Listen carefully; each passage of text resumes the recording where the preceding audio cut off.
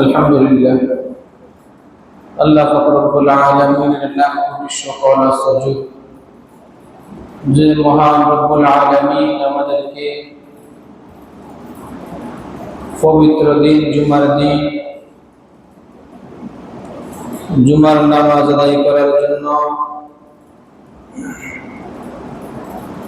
আগে আগে মসজিদে আসার এবং বসার তৌফিক দান করেছেন। ওই মনিবের দরবারে কালিমাতুশ শুকর আদায় করি আলহামদুলিল্লাহ।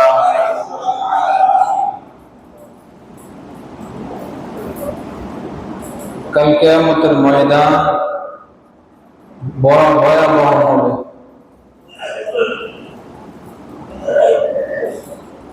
সূর্য মানুষের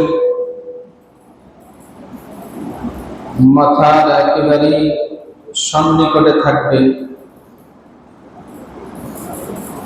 মানুষ সবাই হায় হুতাশ করবে, সবাই পেরেশান হয়ে পড়বে, সবাই ছুটাছুটি করবে।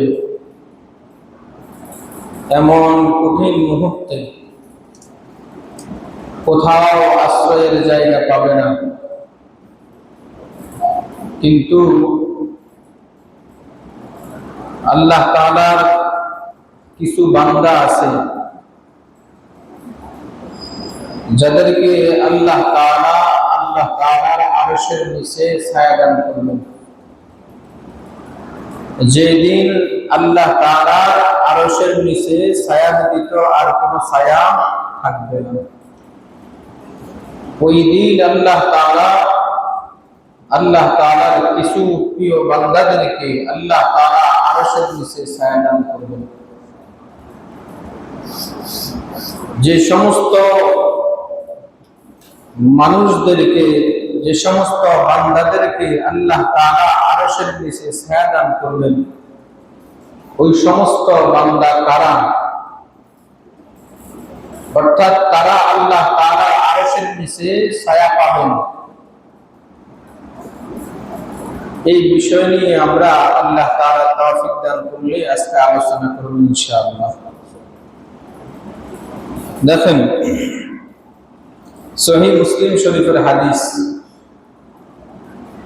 আল্লাহর হাবিব সাল্লাল্লাহু আলাইহি ওয়াসাল্লাম বলেন, হাদিস বর্ণনাকারী হযরত আবু হুরায়রা রাদিয়াল্লাহু তাআলা আনহু, আবু হুরায়রা রাদিয়াল্লাহু তাআলা আনহু থেকে বর্ণিত, আল্লাহর হাবিব সাল্লাল্লাহু আলাইহি ওয়াসাল্লাম বলেন, সাবআতুন যিল্লুহুমুল্লাহ ফি যিল্লিহি ইয়াওমা লা যিল্লা ইল্লা যিল্লু। আল্লাহ রাসূল সাল্লাল্লাহু আলাইহি ওয়াসাল্লাম বলেন, কিয়ামতের দিন, যেই দিন আল্লাহ তাআলার আরশের ছায়া ব্যতীত আর কোনো ছায়া থাকবে না, ওই দিন আল্লাহ তাআলা 7 শ্রেণীর মানুষকে আল্লাহ তাআলা আরশের নিচে কি দান করবেন? ছায়া দান করবেন। তাহলে 7 শ্রেণীর মানুষ আল্লাহ তাআলার আরশের নিচে কি পাবেন? ছায়া পাবেন। এক নম্বর হলো, আল্লাহর হাবিব সাল্লাল্লাহু আলাইহি ওয়াসাল্লাম বলেন, আল ইমামুল আদিল। এক নম্বর হলো ন্যায় বিচারক শাসক।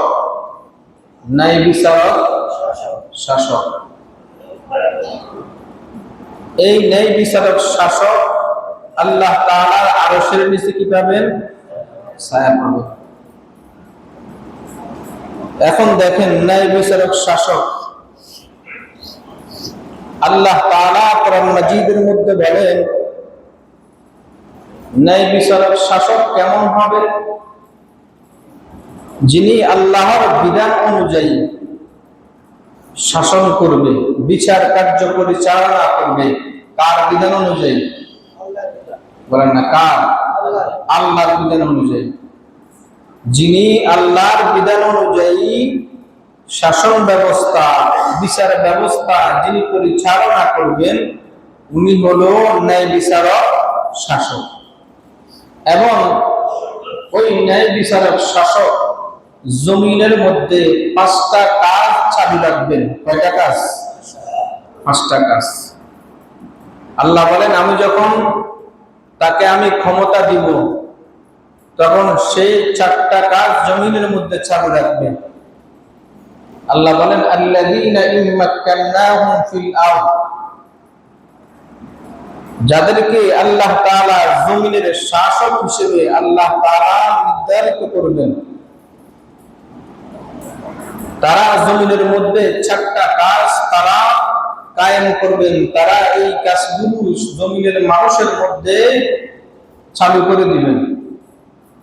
1 নম্বর হলো আকামুস সালাত, নামাজ কায়েম করা। এই বিধানটা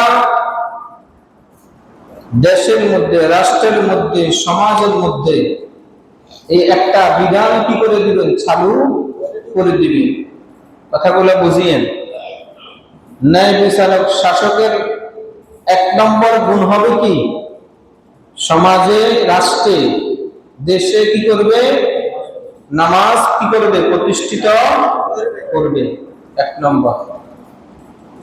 ওয়াতুজ যাকাত, 2 নম্বর হলো যাকাত আদায় করবে।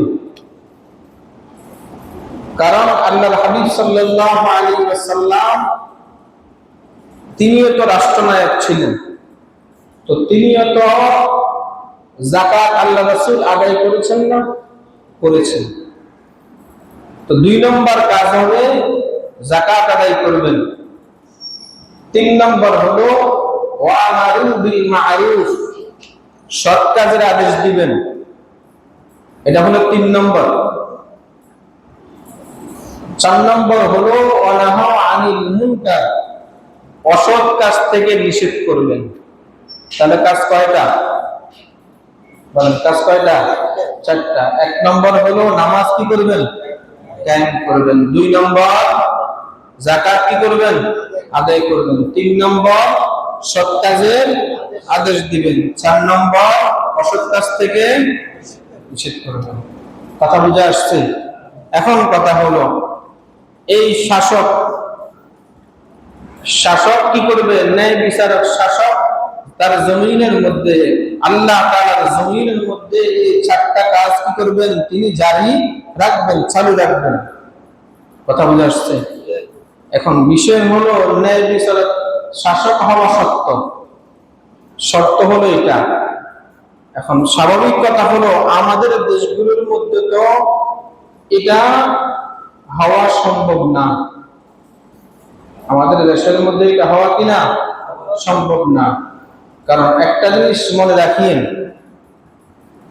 যতই যে যতভাবেই বলি না কেন, একটা কথাই মাথা রাখিয়েন, সেটা হলো গণতন্ত্র দিয়ে কখনো ইসলাম প্রতিষ্ঠিত হবে না। এটা মনে রাখিয়েন।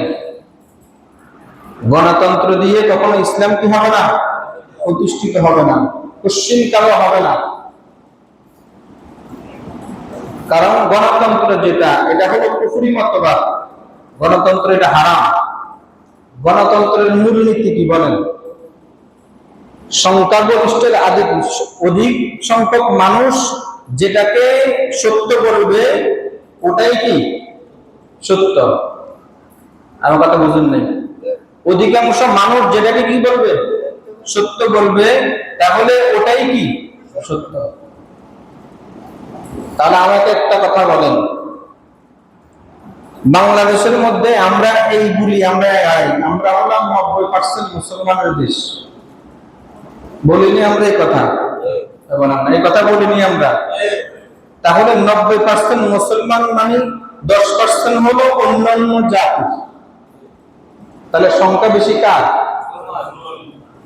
তাহলে মুসলমান যদি সংখ্যা বেশি হয়, তাহলে এই রাষ্ট্রটা তো ইসলামী রাষ্ট্র হওয়া দরকার ছিল। রাষ্ট্রটা ইসলামী রাষ্ট্র হওয়া দরকার ছিল।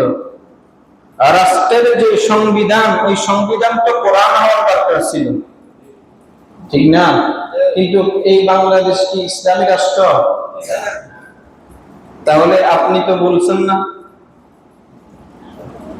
গণতন্ত্র দিয়ে মানুষদেরকে যে আইওয়াশ করতেছে, মানুষ তো এটা বুঝে না। আমার কথা বুঝলেন না? তাহলে আপনার মূল স্ক্রিপ্টটা হলো কি? হারাম। তাহলে আপনি হারাম উপাদান দিয়ে আপনি হালাল বানাবেন? আপনি হারাম দিয়ে আপনি হালাল বানাবেন? সম্ভব? সম্ভব না। কথা বুঝে আসছে? যাক, এটা হচ্ছে ভিন্ন কথা। বাকি ন্যায় বিচারক শাসকের কথা আসছে এই জন্য বলছি, এটা ভিন্ন কথা। তাহলে দেখেন, চারটা ন্যায় বিচারক শাসক যদি হয় তার গুণ হবে চারটা। এক নম্বর হলো জমিনে কি করবে? নামাজ কায়েম প্রতিষ্ঠিত করবে, নামাজ কায়েম করবে। 2 নম্বর যাকাত আদায় করবে। 3 নম্বর হলো সৎ কাজের আদেশ করবে। 4 নম্বর হলো অসৎ কাজ থেকে মানুষকে কি করবে? নিষেধ করবে। এবার আসেন, ন্যায় বিচারক শাসক তো এগুলো প্রতিষ্ঠিত করবেন, তার জন্য আল্লাহ তাআলার বিধান কি? ন্যায় বিচারক শাসক হলো জান্নাতি। বলেন কি? জান্নাতি। ন্যায় বিচারক শাসক কি? জান্নাতি। আল্লাহর হাবিব সাল্লাল্লাহু আলাইহি ওয়াসাল্লাম হাদিসের মধ্যে বলেন, আহলুল জান্নাতি সালাসাতুন, 3 ব্যক্তি হলো জান্নাতি। 3 ব্যক্তি কি? জান্নাতি। আহলে জান্নাত, জান্নাতবাসী 3 ব্যক্তি। 1 নম্বর যু সুলতানিন মুকসিতুন মুতাসাদ্দিকুন মুআফফাকুন। 1 নম্বর কথা হলো ব্যক্তি ন্যায় নিষ্ঠাবান হবে। ব্যক্তি কি হবে? ন্যায় নিষ্ঠাবান হবে। এবং ব্যক্তি দানশীল হবে। এবং ব্যক্তিকে যেই কাজ ব্যক্তির উপরে সফল করা হয়েছে, ব্যক্তি ওই কাজের যোগ্য হতে হবে। এখন আমরা তো আমাদের হিসাব কি? আমাদের হিসাব তো যোগ্য আর অযোগ্যর কি নাই, যাচাই বাছাই আমাদের নাই। আমাদের হিসাব হলো কার দাখল কতটুকু, কে কার সামনে কতটুকু বেয়াদবি করতে পারবে, কে কার সামনে কতটুকু দাখল দেখাইতে পারবে, তো সে হলো কি? যোগ্য ব্যক্তি। কথা বললেন না? সে হলো কি? যোগ্য ব্যক্তি। আমাদের যোগ্য ব্যক্তির যাচাই আমরা করতে জানি না। কথা বুঝে আসছে না? এই জন্য তাহলে ন্যায় বিচারক শাসক তার ঠিকানা হবে কোথায়? জান্নাতে। বলেন না, তার ঠিকানা হবে কোথায়? জান্নাতে। এটা আল্লাহ রাসূল সাল্লাল্লাহু আলাইহি ওয়াসাল্লামের ঘোষণা। তাহলে যে ব্যক্তি ন্যায় বিচারক হবে তার মানে সে সব ক্ষেত্রে তার ন্যায়টা থাকবে। সব ক্ষেত্রে, সমাজকেন্দ্রিক হোক অথবা রাষ্ট্রকেন্দ্রিক হোক, দেশকেন্দ্রিক, যত জায়গায় হোক না কেন, সব ক্ষেত্রে তার হিসাবটা হবে ন্যায়, ইনসাফ। সে সব ক্ষেত্রে ইনসাফ করবে। বেইনসাফি কোনো কাজ সে কি করবে না? করবে না। এটা হলো ন্যায় বিচার। আপনি একজনের উপরে জুলুম করলেন, আপনি একজনের থেকে আপনি টাকা খাইয়া বিচারটারে আপনি কি করছেন? উল্টাই দিচ্ছেন, ঘুরাই দিচ্ছেন। ওই ব্যক্তি আপনার টাকা দেয় নাই, কিন্তু ওই ব্যক্তি সত্য ছিল। তারপরেও যে ব্যক্তির থেকে আপনি টাকা খাইছেন তার পক্ষে আপনি রায়টা কি করছেন? কথা বুঝলেন নাই? তার সাথে রায়টা দিয়ে দিচ্ছেন। তাহলে আপনি কি ন্যায় বিচারক শাসক হয়েছেন? আপনি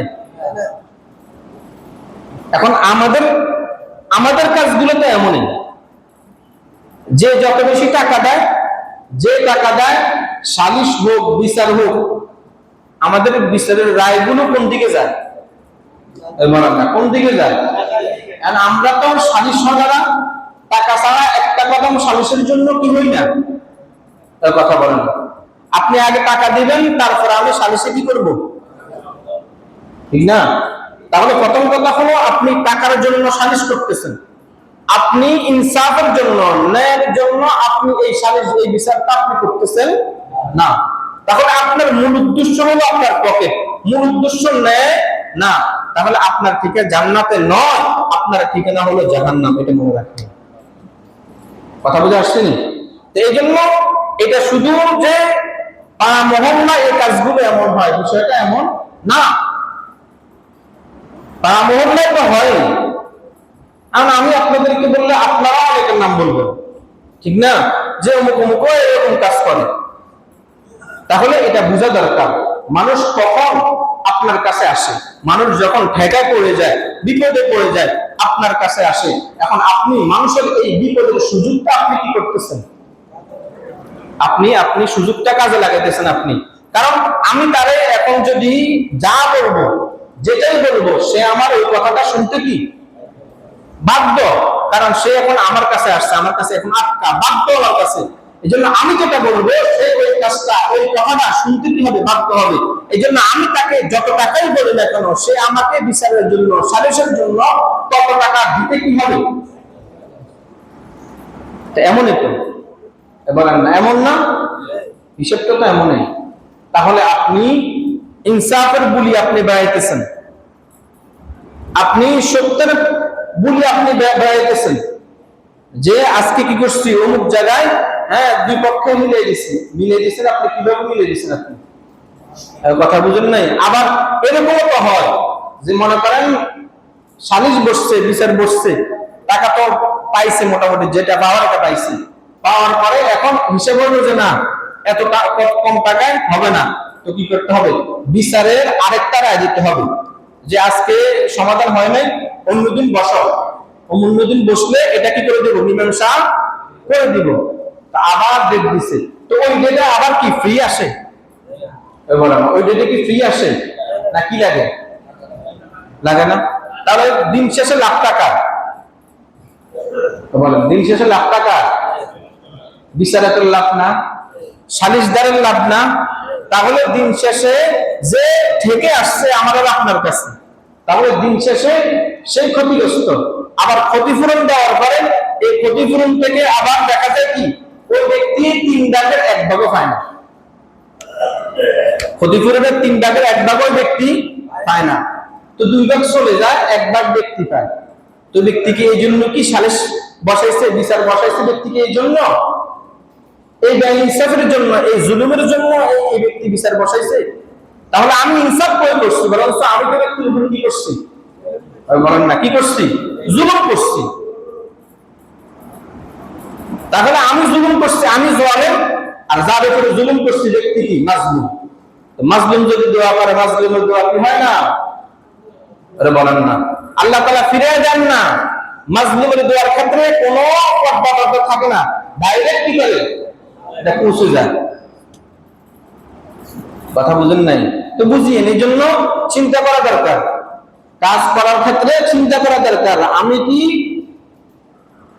অন্যের উপরে জুলুম করতেছি কিনা, অন্যের উপরে বেইনসাফি করতেছি কিনা, এটা চিন্তা করা দরকার। আল্লাহ তাআলা আমাদেরকে বোঝা সহজ করে দেন। এবার আসেন ন্যায় বিচারক, যেরকম ভাবে ন্যায় বিচারক শাসকের জন্য সুসংবাদ যেমন, ওই ব্যক্তির জন্য দুঃসংবাদ তেমন। ন্যায় বিচারক শাসকের দোয়া আল্লাহ তাআলা কি করেন, ফিরিয়ে দেন না। আল্লাহ তাআলা কি করেন না, ফিরিয়ে দেন না। আল্লাহর হাবিব সাল্লাল্লাহু আলাইহি ওয়াসাল্লাম, তিরমিজি শরীফের হাদিস 3598 নম্বর হাদিস, আল্লাহর হাবিব সাল্লাল্লাহু আলাইহি ওয়াসাল্লাম বলেন, সালাতাতুন লা তুরদ্দু দাওয়াতুহুম। আল্লাহর হাবিব বলেন 3 ব্যক্তির দোয়া আল্লাহ তাআলা কখনো রদ করে না, মানে এই 3 ব্যক্তির দোয়া আল্লাহ তাআলা কখনো ফিরিয়ে দেন না। কয় ব্যক্তির দোয়া?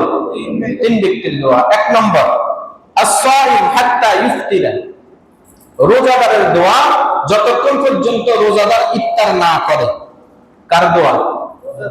রোজাদার যদি দোয়া করে তাহলে রোজাদারের দোয়া আল্লাহ তাআলা কি করেন না, ফিরিয়ে দেন না। কোন রোজাদার? কথা বুঝলেন না? এখন আমি পুরা দিন উপবাস থাকলাম, কিছু খাইলাম না, পান করলাম না, কিন্তু গীবত, শিকায়েত, পরনিন্দা, সবলখুরি, গুনাহের কাজ সব করলাম আমি তো রোজাদার। কথা বুঝলেন না? পুরা দিনে কিছুই খাইলাম না, কোনো পানি পান করলাম না আমি, ঠিক না? তাহলে আমি উপবাস থাকলাম, কিন্তু সবলখুরি, গীবত, শিকায়েত, গুনাহের কাজ সমস্ত কিছু করলাম, তাহলে আমি তো রোজাদার। তাহলে আমি এই রোজাদারের দোয়া আল্লাহ তাআলা ফিরিয়ে দিবেন না নাকি? বরঞ্চ আমার ওই দোয়া আল্লাহ তাআলা আমার মুখ ধরে নেবেন। কথা বুঝেন নাই? তাহলে আমি রোজাদার না, আমি হলাম উপবাস। বলেন আমি কি না? রোজাদার না, আমি কি? উপবাস। তো উপবাসের দোয়া আল্লাহ তাআলা কি করবেন না? হাদিসের মধ্যে কি উপবাসের কথা বলছে? কার কথা বলছে? রোজাদার। তাহলে রোজাদারের দোয়া আল্লাহ তাআলা কি করেন না, ফিরিয়ে দেন না। 2 নম্বর আল ইমামুল আদিল, 2 নম্বর হলো ন্যায় বিচারক শাসক। তাহলে ন্যায় বিচারক শাসকের দোয়া আল্লাহ তাআলা কি করেন না, ফিরিয়ে দেন না। 3 নম্বর ওয়া দাওয়াতুল মাজলুম, 3 নম্বর হলো মাজলুমের দোয়া। কার দোয়া? ওই যে একটু আগে বলছি, মাজলুমের দোয়া আল্লাহ তাআলা কি করেন না, ফিরিয়ে দেন না। আল্লাহর হাবিব বলেন ইয়ারফাউহা আল্লাহু ফাওকাল গামাম, এই যে ব্যক্তিগুলো যখন দোয়া করে তাদের এই দোয়াগুলো মেঘের উপরে, এটা মেঘের উপরে উঠে যায়, মেঘের উপরে উঠে যায়। উঠে যাওয়ার পরে ওয়াফতাহু লাহা আবওয়াবাস সামা, আল্লাহ তাআলা আসমানের দরজাগুলো কি করে দেয়, খুলে দেয়। আসমানের দরজাগুলো কি করে দেয়, খুলে দেয়।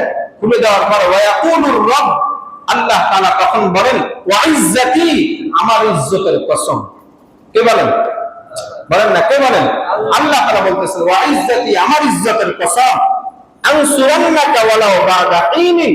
আল্লাহ তাকিদ দিয়ে বলতেছেন, এখানে তাকিদ দিয়ে বলতেছেন আনসুরান্নাকা, তাকিদ দিয়ে বলতেছেন যে আমি অবশ্যই অবশ্যই তোমাকে কি করব, সাহায্য করব, যদিও সেটা কিছু সময় পরে হলেও। কথা বুঝুন নাই? কিছু সময় পরে হলেও আমি অবশ্যই তোমাকে কি করব, সাহায্য করব। আমরা অনেক সময় বলি না, আরে এত দোয়া করি, এত দোয়া করি, আল্লাহ দোয়া কবুল করে না। না, এরকম কথা মুখ দিয়ে কখনো উচ্চারণ করি না। আল্লাহ তাআলা আপনার দোয়া কখনো কি করে না, ফিরিয়ে দেন না। এটা মনে রাখিয়েন, আল্লাহ তাআলা আপনার দোয়া কখনো কি করে না, ফিরিয়ে দেন। হয়তো দুনিয়াতে দিবে, আর না আপনার জন্য আল্লাহ তাআলা বরাদ্দ রেখে দিয়েছে আখিরাতে আপনাকে। কথা বুঝেন না? হয়তো দুনিয়াতে দিবে, দুনিয়াতে যেটা চাইছেন ওইটা হয়তো দুনিয়াতে দিবে, আর না হয় এটা আখিরাতের জন্য আল্লাহ তাআলা আপনার জন্য রেখে দিয়েছে। তার মানে আল্লাহ তাআলা দোয়া কি করেন না, বান্দার দোয়া। কথা বুঝে আসছে? এজন্য নৈরাশ হওয়া যাবে না, কারণ নৈরাশ না হওয়ার জন্য তো আল্লাহ তাআলা বলছে, নৈরাশ না হওয়ার জন্য তো কে বলছে, লা তাকনাতু মির রাহমাতিল্লাহ। এটা কার কথা? বলেন না, কার কথা? তো আল্লাহ কি বলছেন? আল্লাহ তো বলছে বান্দা আমার রহমত থেকে তোমরা কি হয়ো না, নৈরাশ হয়ো না। তাহলে আমরা বান্দা হিসেবে নৈরাশ কেন হই? তাহলে আমরা বান্দা হিসেবে নৈরাশ কেন হই? তাহলে নৈরাশ হওয়া যাবে না। তার মানে এটা না যে তার মানে আমি আমার গুনাহের উপর অটল আর অবিচল থাকবো, বিষয়টা এমন না। আমি আমার গুনাহকে ছেড়ে দিয়ে আল্লাহর রহমত থেকে নৈরাশ হব না, আল্লাহ তাআলার কাছে আমি ফিরে আসবো। ওয়া আনিবু ইলাল্লাহ, আমি আল্লাহ তাআলার দিকে ফিরে আসবো, আল্লাহ তাআলার কাছে আমি তওবা করব। তুবু ইলাল্লাহি তাওবাতান নাসুহা, যদি আমি খাঁটি তওবা করি তাহলে আল্লাহ তাআলা কি করবেন, আসা রাব্বুকুম আন ইউকাফিরা আনকুম সাইয়্যাতিকুম, আল্লাহ তাআলা আমার গুনাহগুলোকে আমল দ্বারা পরিবর্তন করে দিবেন। কথা বুঝে আসছে? এটা আল্লাহ তাআলার ঘোষণা।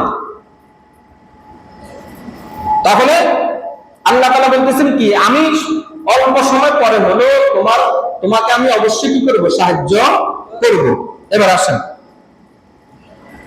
ন্যায়পরায়ণ বাদশা কাল কিয়ামতের ময়দানে আল্লাহ তাআলার নূরে ডান পাশে মিম্বারের মধ্যে কি থাকবে, অবস্থান। কথা বুঝেন নাই? অবস্থান করবে। তাহলে ওই ন্যায় বিচারক, ওই বিচারকটা ন্যায়পরায়ণ হতে হবে। কথা বুঝেন নাই? যে টাকা খাইয়া যে বিচার পরিবর্তন করে দেয়, কথা বুঝেন নাই? ওই বিচারক না, ওই বিচারক না। কথা বুঝে আসছে? এখন তো আমাদের সব ক্ষেত্রে টাকার লেনদেন, সব ক্ষেত্রে কি, অফিস আদালত বলেন, চাকরি বাকরি বলেন, আপনি ব্যবসা ক্ষেত্রে বলেন, অথবা অফিস আদালত, সব ক্ষেত্রে আপনি কি টাকার লেনদেন। আপনার টাকা আছে, টাকা দিচ্ছেন, তো আপনার কাজ কি? কথা বলতেন না, কাজ হয়ে গেছে, ঠিক না? এখন সব কিছু এভাবে চলতেছে। তাহলে আপনার টাকা আছে, আপনি টাকা দিচ্ছেন, আপনার হয়ে গেছে, আপনি এটা করে রাখিয়েন। আপনি যে ব্যক্তিকে দিচ্ছেন, 1 নম্বর কথা হলো ব্যক্তিও 2 নম্বরই করছে, আর আপনি যে দিচ্ছেন আপনি কি 1 নম্বর করছেন?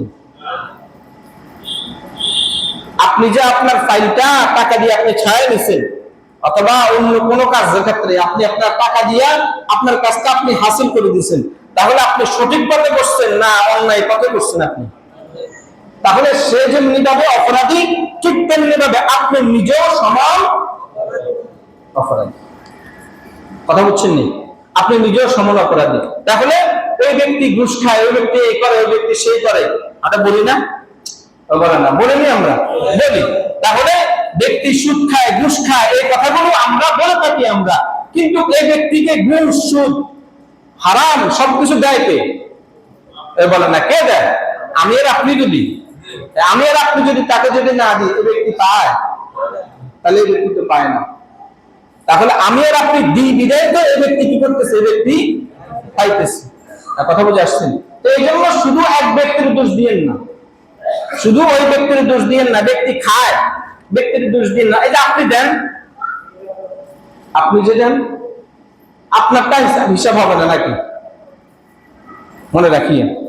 এরপরে দেখুন, দুনিয়ার জমিনের মধ্যে সর্বশ্রেষ্ঠ বিচারক হলেন কে? মুহাম্মাদুর রাসূলুল্লাহ। কথা বুঝছেন? দেখেন একটা হাদিস, সহিহ মুসলিম শরীফের হাদিস, আল্লাহর হাবিব সাল্লাল্লাহু আলাইহি ওয়াসাল্লাম আম্মা জানা আয়েশা রাদিয়াল্লাহু তাআলা আনহা হাদিসটা বর্ণনা করেন। বনু মাখজুমি গোত্রের একজন মহিলা, উনি চুরি করছেন। কি করছেন? চুরি করছেন। এখন চুরি করার পরে এই মহিলার চুরির শাস্তির ব্যাপারে কুরাইশরা বিভক্ত হয়ে গেছে। কি হয়ে গেছে? বিভক্ত হয়ে গেছে। স্বাভাবিক হলো, কে অন্যায় করলে তাৎক্ষণিকভাবে ওইখানে দুই দলে বিভক্ত হয়ে যায় না? একদল হলো ব্যক্তির পক্ষে, আর একদল হলো ব্যক্তির বিপক্ষে, হয় না? এরকম ভাবে এখানে কুরাইশদের মধ্যে বিভক্ত হয়ে গেছে। এখন কুরাইশদের মধ্যে তারা বলতেছে যে এই ব্যাপারে আল্লাহর হাবিব সাল্লাল্লাহু আলাইহি ওয়াসাল্লামের সাথে কে কথা বলবে? এই ব্যাপারে আল্লাহর হাবিবের সাথে কে কথা বলবে? তখন তারা পরামর্শ করে, তারা বলতেছে যে ওসামা বিন যায়েদ, যেহেতু আল্লাহ রাসূল সাল্লাল্লাহু আলাইহি ওয়াসাল্লাম তিনাকে কি করতেন? মহব্বত করতেন, ভালোবাসতেন। এই জন্য তারা সিদ্ধান্ত করলো যে তিনি কি করবেন? আল্লাহ রাসূলের সাথে কথা বলবেন। তো যখন তিনি আল্লাহ রাসূলের কাছে আসছেন, আসার পর আল্লাহ রাসূলকে যখন বিষয়টা বলছেন, তখন আল্লাহর হাবিব সাল্লাল্লাহু আলাইহি ওয়াসাল্লাম বলেন, আতাশফাউ, তুমি কি আমাকে আমার কাছে সুপারিশ করতে আসছো যে এমন বিষয়ের ক্ষেত্রে যেই ক্ষেত্রে আল্লাহ তাআলার হক, আল্লাহ তাআলার শাস্তি বিদ্যমান আছে, এমন বিষয়ের উপরে তুমি আমার কাছে সুপারিশ করতে আসছো? তার মানে মহিলা করছে চুরি, চুরি করলে শরীয়তে চুরির শাস্তি হলো, বলেন না কি? হাত কেটে দেওয়া। তাহলে আল্লাহ তাআলা তো এটা শাস্তি আল্লাহ তাআলা নির্ধারণ করছে না? as-sariqu was-sariqatu faqta'u aydiyahumaa, আল্লাহ তাআলা নির্ধারণ করছেন, এটা নির্ধারণ করছে আল্লাহ তাআলা। তো আল্লাহ রাসূল বলতেছেন, যেখানে আল্লাহ তাআলার হক, আল্লাহ তাআলার শাস্তি যেখানে বিদ্যমান আছে, তুমি কি ওইখানে আমার কাছে সুপারিশ করতে আসছো ওই বিষয়ে? আল্লাহ রাসূল সাল্লাল্লাহু আলাইহি ওয়াসাল্লাম দাঁড়াইলেন। আল্লাহ রাসূল দাঁড়ায় একটা খুতবা দিলেন। আল্লাহ রাসূল বললেন, ইয়া আইয়ুহান নাস, হে মানুষেরা, ইন্নামা আহলাকাল্লাযী ক্বাবলাকুম আন্নাহুম কানু ইযা সারাকা ফীহিমুশ শরীফ তাওয়াকুহু। শুনো, তোমাদের পূর্ববর্তী জাতিরা কেন ধ্বংস হয়েছে তোমরা জানো? তোমাদের পূর্ববর্তী জাতি কেন ধ্বংস হয়েছে তোমরা কি জানো? তারা ধ্বংস হয়েছে এই জন্য, তাদের সমাজের মধ্যে, তাদের গোত্রের মধ্যে যে ব্যক্তি একটু প্রভাবশালী, একটু সম্মানিত, একটু দামি, টাকা পয়সাওয়ালা, সম্পদওয়ালা, প্রভাবশালী, ক্ষমতাধর, এমন ব্যক্তি যখন চুরি করত, তখন তারা কি করত? ছেড়ে দিত। তাহলে ক্ষমতাধর, পয়সাওয়ালা, টাকাওয়ালা, এই সমস্ত লোকদেরকে ছেড়ে দেওয়ার প্রবণতা, এটা এখনকার না, এটা অনেক, বলেন না, এটা আগ থেকে এটা আছে, ঠিক না? আল্লাহ রাসূলের পর বলেন, আর যে ব্যক্তি দুর্বল, যায়িফ, দুর্বল যে ব্যক্তি, ওই ব্যক্তির উপরে কি করা হতো? হক আর শাস্তি ওই ব্যক্তির উপরে প্রয়োগ করা হতো। এই জন্য তোমাদের পূর্বের জাতিটা এই জন্য ধ্বংস হয়ে গেছে। কথা বুঝে আসছে? তাহলে দুর্বলের উপরে সবাই সবকিছু কি করে? প্রয়োগ করে, ঠিক না? মানুষ, গ্রামে একটা কথা আছে না, গরিবের বউ হলো সবার কি, ঠিক না? তার মানে যে দুর্বল হয় তার উপরে সবাই সবার হতে পারে, চড়াও হতে পারে সবাই, কিন্তু যে একটু প্রভাবশালী হয় তার অন্যায়টা সবাই মুখ বুঝে সহ্য করে নেয়, তাকে কেউ কিছু বলে না। সবাই চিন্তা করে আমি বলে কি আমি বিপদে করবো নাকি, আর আমি যদি বলি তাহলে আমার গায়ের মধ্যে আসবে, কি দরকার আছে বিপদ আমার গায়ের দিকে আনা। এটাই তো বলেন না, এটাই তো ঠিক না? চলছে না এরকম? বলেন না, চলছে না এরকম? চলছে অন্যায়। এখনো যদি এভাবে চলতে থাকে, কথা বুঝেন নাই, তাহলে ওই আল্লাহ রাসূলের এই হাদিস, তাহলে আমরা আমাদের ধ্বংসের জন্য আমরা কি করতে হবে? অপেক্ষা করতে হবে। তাহলে আমাদের ধ্বংসটা আমরাই কি করতেছি? টেনে আনতেছি। আমার কথা বুঝেন নাই? আমাদের ধ্বংসটা আমরাই কি করতেছি? টেনে আনতেছি। তাহলে অন্যায় আমরা দেখতেছি, সামনে অন্যায় হইতেছে, অন্যায় দেখতেছি, দেখার পরেও অন্যায় মুখ বুঝে কি করতেছি? সহ্য করতেছি। আর যাকে কিছু বলা যায়, কথা বুঝেন না, তাকে যাকে কিছু বলা যায় তাকে বলি না, এমনকি তার গায়ের মধ্যে আমরা কি করি? হাত তুলি। কথা বুঝেন না, কিন্তু যাকে কিছু বলার ক্ষমতাও নাই, যাকে কিছু বলার ক্ষমতা নাই আমরা, বরঞ্চ তার এই অন্যায়গুলো আমরা আরো বাবা দিই। ভাই আপনি যেটা করছেন ঠিক আছে, আপনার কাজটা কি আছে? এটাই তো। তাহলে আপনি তাকে সাহস দিয়ে দিয়া তার এই অন্যায়টা অল্প অল্প করে তার অন্যায় তাহলে আপনি বসছেন, আর তখনও আপনি বলতেছেন এখন তার সামনে কেউ কথা বলার সাহস পায় না, তাকে কেউ কোনো কিছু বলতে পারে না। এই সুযোগটা কে করে দিচ্ছে বলেন? আমি আর আপনি তো করে দিচ্ছি। তাহলে দুর্বলের উপর আপনি কি হইতেছেন? আপনি দুর্বলের উপরে আপনার শাস্তি, আপনার সবকিছু প্রয়োগ করতেছেন, কিন্তু সবলের উপরে আপনি তাকে ছেড়ে দিতেছেন। আপনি এটা ইনসাফ নয়, এটা ইনসাফ নয়, এটা জুলুম, এটা মনে রাখি, এটা ইনসাফ নয়। এটা এখনো যদি আপনারা এগুলো করতে থাকেন তো মনে রাখিয়েন আপনারা আল্লাহ তাআলার আযাব আর গজবের জন্য, ধ্বংস হওয়ার জন্য অপেক্ষা করতে থাকেন। মনে রাখিয়েন, আল্লাহ আমাদেরকে বুঝা সহজ করে দেন। তাহলে এক নম্বর, তাহলে কাল কিয়ামতের ময়দানে যে সময় আল্লাহ তাআলার আরশের ছায়া ব্যতীত আর কোনো ছায়া থাকবে না, ওই সময় আল্লাহ তাআলা কয় শ্রেণীর মানুষকে আল্লাহ তাআলার আরশের নিচে ছায়া দিবেন? বলেন না, কয় শ্রেণী? 7 শ্রেণীর। ভাই কি শুরু করছে? শুনুন ভাই, পিছনে ফ্যানগুলো আগে চলে দিয়ে, এগুলা আগে চলে রাখি দিয়ে, সোজা ফ্যানে সুইচ দেয়, সবার নজর ওইদিকে চলে যায়। যাই হোক, তো যেটা বলতেছিলাম, তাহলে এক নম্বর হলো কি? আল ইমামুল, বলেন আল ইমামুল আদিল। এক নম্বর হলো ন্যায় বিচারক শাসক, ন্যায় বিচারক শাসক। তাহলে ন্যায় বিচারক শাসকের শাসক কয়টা কাজ করবে দুনিয়ার জমিনে? বলেন কয়টা কাজ করবে? 4টা কাজ। এই ক্ষেত্রে আরেকটাও বলছি, মনে আসেনি? ন্যায় বিচারক শাসক কেমন হওয়া দরকার এটাও বলছি। আবার আপনি যেটা নিয়ে আপনি আশা ভরসা করতেছেন, ওই আশা ভরসা এটা পশ্চিমকালে ওই পথ দিয়ে কখনো সম্ভব। কথা বুঝা আসছে? গণতন্ত্র হারাম মানে হারাম, হারাম দিয়ে আপনি কখনো ইসলাম প্রতিষ্ঠিত করতে পারবেন না। এটা মনে রাখিয়ে মাথায় এটা ঢুকায় নিন, এটা ঢুকায় নিন। এটা কথা বুঝে আসছেন? আপনি বলবেন আপনি মডারেট ইসলাম আপনি প্রতিষ্ঠা করবেন, মানবিক আইন প্রতিষ্ঠা করবেন, আর আল্লাহ তাআলার আইনের চেয়ে আর কোন আইন এই জমিনের মধ্যে বড় হতে পারে?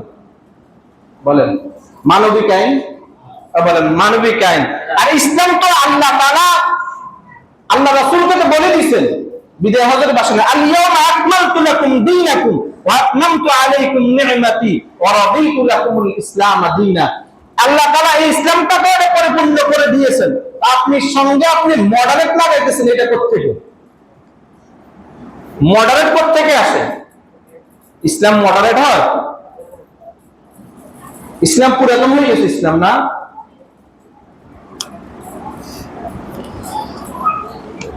আল্লাহ আমাদেরকে সহি বুঝ দান করেন। বুঝেন?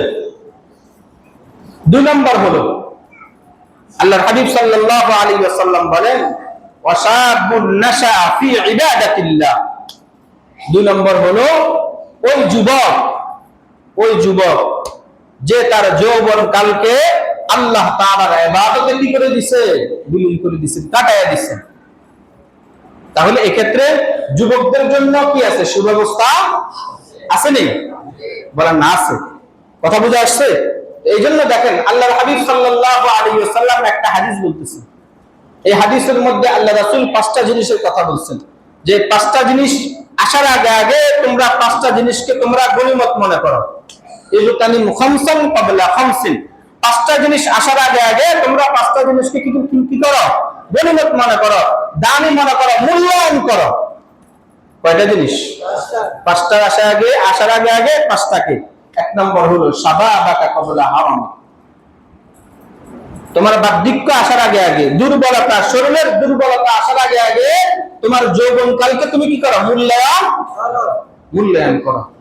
তোমার যৌবনকালকে মূল্যায়ন করো। কথা বুঝে আসছে? তাহলে যৌবনকালকে যদি মূল্যায়ন করে, তাহলে কাল কিয়ামতের ময়দানে যখন কোনো ছায়া থাকবে না, আল্লাহ তাআলার আরশের নিচে ছায়া দিত, তখন ওই যুবক আল্লাহ তাআলার আরশের নিচে কি পাবে? এখন আমাদের যুবকদের খবর আছে? বলেন খবর আছে? কোনো খবর নাই, উদাসীন ভাবে চলতেছে।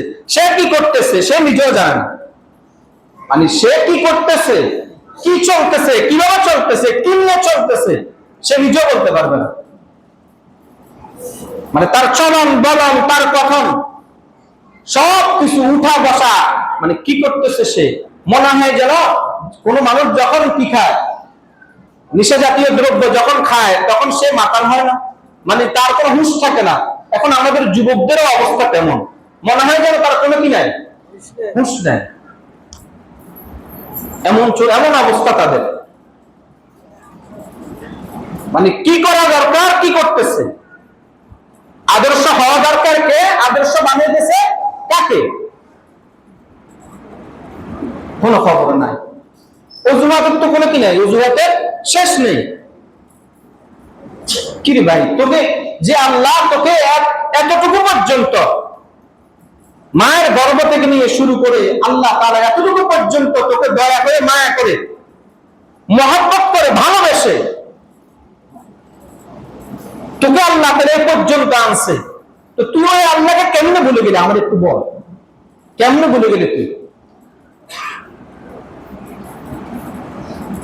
তুই রাত্রিবেলা ঘুমাস, তো চোখের মধ্যে যেন কোনো সমস্যা যেন না হয়, আল্লাহ তাআলা তোর চোখের মধ্যে পর্দা ঢেলে দিতেছে আল্লাহ তাআলা, ঠিক না?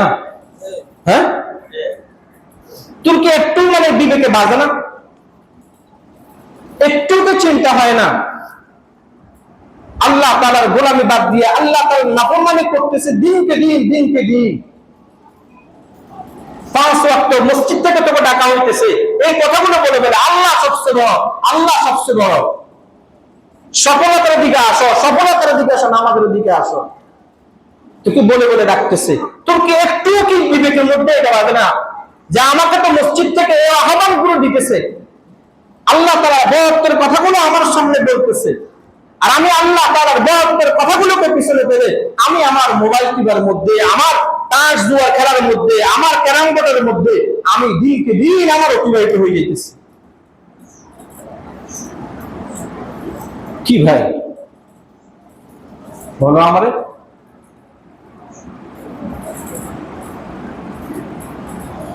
কোন নিশ্চয়তায়, কোন চিন্তায় তুমি এখনো এভাবে নিশ্চিন্তে তুমি চলতেছ যে তুমি আরো অনেক বহু বছর তুমি বাঁচবা? কোন নিশ্চিন্তে বলো? কোনো গ্যারান্টি আছে? বলো না, কোনো গ্যারান্টি আছে? তাহলে কিসের আশা? এখনো তুমি মসজিদে আসো না? বলো আমার, বলো।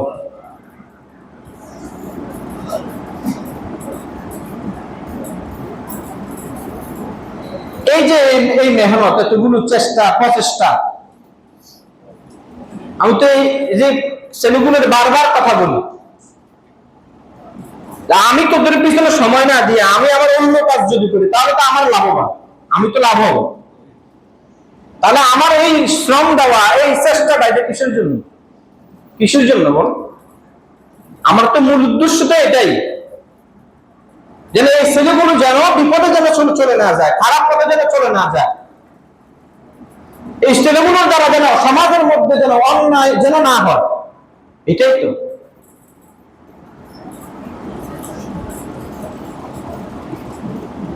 এখন হিসেব হলো আমাদেরও খবর নাই,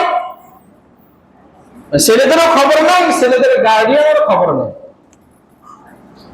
ছেলেদের গার্ডিয়ানেরও খবর নাই।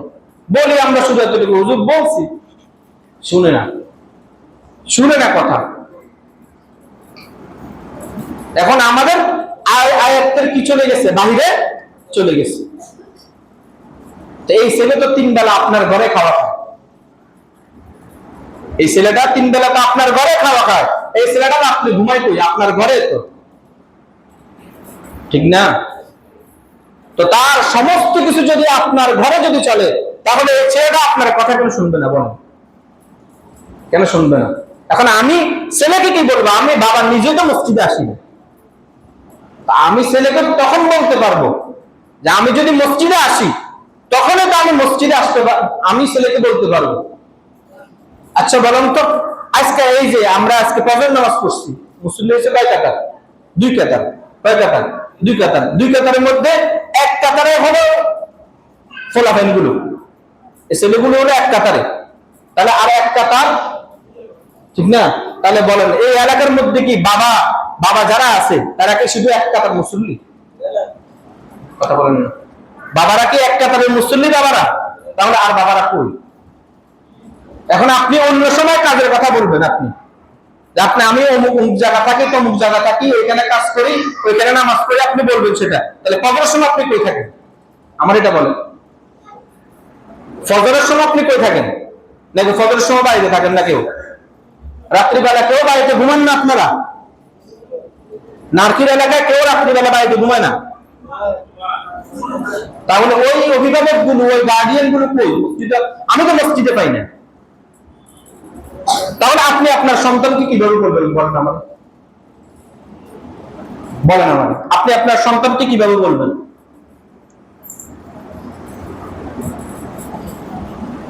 এই জন্য নিজের পথ নিজে সংকীর্ণ করিয়েন না, নিজের পথ নিজে সংকীর্ণ করিয়েন না, পরবর্তীতে আফসোস করবেন, কিন্তু কোনো লাভ হবে না, মনে রাখিয়েন। পরবর্তীতে আফসোস করবেন, কোনো লাভ হবে না। এই জন্য নিজের পথকে নিজে প্রশস্ত করেন, সংকীর্ণ করিয়েন না। এই জন্য যুবক তোমাদেরকে বলি, ফিরে আসো, বারবার বলতেছি, ফিরে আসো। তোমাদের যেই ফলানের যে মন মানসিকতা, আমি তোমাদের কাছে আমি এরকম ভাবে চৌকিদার দারোয়ান হয়ে আসিনি তোমাদেরকে। রাসূলকে আল্লাহ তাআলা যেভাবে বলছে, আমি তোমাদেরকে যে পিছনে পিছনে যাইয়া তোমাদেরকে আমি দোয়া দোয়া মসজিদে আনবো, এটা আমার জিম্মাদারি না, এটা আমার জিম্মাদারি না। অনেক সময় অনেক ফলাফাইন্ডে বললে মনে কষ্ট নেয়, আমি আমার স্বার্থে বলতেছি কথাগুলো, আমার স্বার্থে।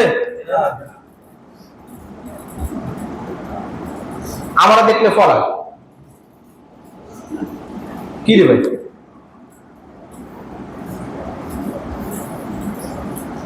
আল্লাহ আমাদেরকে বুঝার তৌফিক দান করেন। তাহলে 2 শ্রেণীর কথা বলছি, যদিও যুবকদের ব্যাপারে পরিপূর্ণ কথা আমরা বলতে পারিনি, সামান্য কথা বলছি। কথা বুঝে আসছেন? গুরুত্বপূর্ণ একটা কথা বলি, আমি কেউ মনে কষ্ট নিয়েন না আমার কথা, আমি বলি আপনাদেরকে, আমরা যারা সেহরে নামাজ পড়ি, কথাগুলো আগে বলছি, বারবার বলতে, এক কথা বারবার বললে কথার মূল্যায়ন থাকে না, এই কথার কোনো ভ্যালু থাকে না। আমরা যারা নামাজ পড়ি, সেহরে নামাজ পড়ি, প্রথম কথা হলো আপনি চেয়ার থেকে নিচে বসে নামাজ পড়া, এটা হলো উত্তম। যদি আপনি দাঁড়ায় নামাজ পড়তে না পারেন, তাহলে আপনার জন্য উত্তম হলো আপনি নিচে বসে নামাজ পড়া। এখন বলবেন আপনি নিচে বসলে আপনি এই আমরা বৈঠক যেভাবে বসে এইভাবে বসতে পারেন না, তাহলে আপনি পা গুলো কি করেন? সামনের দিকে দিয়ে আপনি বসেন। আমার কথা বুঝছেন? পা গুলোকে আপনি সামনের দিকে দিয়া আপনি বসেন, এভাবে নামাজ পড়েন। প্রথম কথা হলো চেয়ারে নামাজ পড়িয়েন না, এটা হলো প্রথম কথা, আদবের খেলাফ এটা। 2 নম্বর কথা হলো আপনি যদি চেয়ারে নামাজ পড়েন, অন্যের নামাজের ক্ষতি করিয়েন না। আমার কথা বুঝছেন নি? যদি চেয়ারে আপনি পড়েন, আমার প্রথম কথা হলো আপনি চেয়ারে নামাজ পড়িয়েন না, এটা আমি বলে দিচ্ছি আপনাদের। বাকিটা আপনি যদি পড়েন, যেটা আপনারটা আপনার কাছে, বাকি যদি পড়েন, তাহলে আপনি চেয়ারে বসে আপনার পিছনের ব্যক্তির নামাজের ক্ষতি করিয়েন না। যখন দাঁড়াবেন, চেয়ার যখন দাঁড়া করাবেন, চেয়ারের পিছনের পায়াগুলো আপনি কাতারের মধ্যে রাখবেন। চেয়ার যেটা আছে ওইটার পিছনের পায়াগুলো কোথায় রাখবেন? কাতারের মধ্যে রাখবেন। কথা বুঝে আসছেনি? তাহলে এইভাবে দাঁড়াবেন, নচেত কোনো প্রয়োজন নাই। এরপরে দেখেন, কিছু বিষয় আছে যে বিষয়গুলো বলার পরেও আমাদের ভিতরে পরিবর্তন আসে না, দিনকে দিন চলে যাইতেছে। অনেকগুলো বিষয় আছে যে বিষয়গুলো আমাদের সামনে বলার পরও আমাদের বিষয়ের পরিবর্তনগুলো আসে না। আমি এই কথাটা আরো কয়েকবার বলছি যে আযান এবং ইকামতের সময় যখন আশহাদু আন্না মুহাম্মাদুর রাসূলুল্লাহ যখন বলা হয় তখন কি বলতে হয়? কি বলতে হয়? এখন আমরা যে সাল্লাল্লাহু আলাইহি সাল্লাম বলি, কথা বুঝেন না? এখন আপনার প্রশ্ন হলো, যেহেতু রাসূলের নাম আসছে, ঠিক না? আপনার প্রশ্ন আসতে পারে এটা, যেহেতু রাসূলের নাম আসছে, তাহলে রাসূলের নাম আসলে কি করতে হয়? দুরূদ পড়তে হয়, এটাই তো। তাহলে এখন এখানে তো আমরা যদি দুরূদ না পড়ি, তার যদি আশহাদু আন্না মুহাম্মাদুর রাসূলুল্লাহ পড়ি, তাহলে দুরূদ কই করব? তো এটা সমাধান হাদিসের মধ্যে আছে। সমাধান হলো, যখন আযান কি হবে, আযান এবং ইকামত কি হবে, শেষ হবে, তখন আপনি রাসূলের উপরে কি করেন? সমাধান বুঝছেন নি? এটা হলো বিষয়। এই জন্য কোন বিষয় যদি না জেনে থাকেন, আমি বারবার বলি, না জেনে থাকলে না জেনে কখনো আমল করবেন না, না জেনে কখনো আমল করবেন না। আমি তো বলি আপনারা নামাজ পড়েন, কই কখনো তো কেউ আমার কাছে এসে বলেন নাই যে হুজুর আমরা যে নামাজটা পড়তেছি এই আমাদের নামাজটা সঠিক হয় কিনা, আর আমাদের নামাজটা ঠিক আছে কিনা, এই কথা তো কখনো কেউ আসে আমার কাছে বলেন নাই। এই কথা তো কেউ বলেন না কখনো। কিন্তু দোকানপাটে তো আপনাদের কথার তো কোনো কি নাই, কথার তো শেষ নেই। কিন্তু যেটা প্রয়োজনীয় এই বিষয়গুলো আমাদের মধ্যে আসে না, অপ্রয়োজনীয় যা আছে সবকিছু আমাদের মধ্যে আসে। কথা বুঝে আসছে? এই জন্য কোনো বিষয় যদি না জানা থাকে এটা বলবেন, যদি এই বিষয়টা করতে চাইতেছি বা এই বিষয়টা বলতে চাইতেছি, এটা করলে কি আমার জন্য ঠিক হবে কিনা, বা এটা কোন পদ্ধতিতে করা যায় জিজ্ঞেস করবেন। তাহলে ফাসআলু আহলা যিকরি ইন কুনতুম লা তা'লামুন, যেটা তোমরা জানো না, যারা জানে তাদের কাছ থেকে কি করে নাও, জিজ্ঞেস করে নাও। এখন আমি তো পরিপূর্ণ মাহের না, যোগ্য না, প্রয়োজনে আমি আপনাদেরকে কি করব, আরো যোগ্য ব্যক্তি আছে না, ওই যোগ্য ব্যক্তিদের থেকে আপনাদের বিষয়টা কি করে হল করে সমাধান করে আপনাদেরকে জানিয়ে দিব। আপনাদের তো সমাধান দরকার, এটাই তো। তো সমাধান আপনারা পাইলেই তো হয়, এটাই তো। এই জন্য যে কথাগুলো বলছি, যদি ভুল ত্রুটি হয় আল্লাহর রাস্তায় মাফ করে দিয়ে, আর যে কথাগুলো বলছি আল্লাহ তাআলা আমল করার তৌফিক দান করেন। যারা সুন্নাত